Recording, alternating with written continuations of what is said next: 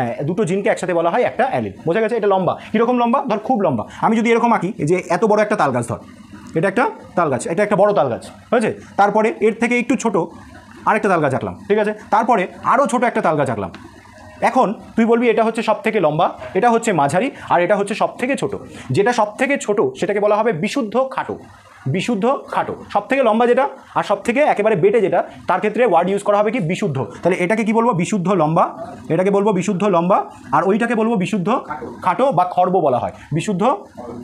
বিশুদ্ধ খাটো বা খর্ব বলে দিচ্ছি। তার মানে সব থেকে, যেটাকে আমরা চলতি ভাষায় বেটে বলি, খাটো বলি। বোঝা গেছে কি বললাম? বিশুদ্ধ কখন ইউজ করা হবে? যখন খুব লম্বা। খুব ছোট হলে বিশুদ্ধ খর্ব, আর মাঝারি যদি হয় তাহলে ব্যবহার করা হবে সংকর লম্বা। তার জন্য অ্যালিল ব্যবহার করব কি? টিটি। তাহলে এই বিশুদ্ধ লম্বা বৈশিষ্ট্যের জন্য আমরা ব্যবহার করব ক্যাপিটাল টিটি। তাহলে সংকর লম্বার জন্য কিছু একটা ব্যবহার করব, আবার বিশুদ্ধ খর্বের জন্য কিছু একটা ব্যবহার করব। যখন খুব লম্বা হচ্ছে তখন ক্যাপিটাল টিটি। তাহলে খুব যদি খর্ব বা বেটে হয় তাহলে কি ইউজ করব? স্মল টিটি, তাই তো? আর এটা কি বললাম? এটা হ্যাঁ, দুটোর মিক্সচার। তাহলে একটা ক্যাপিটাল টি হলে আরেকটাকে কি দেবো? Small tea.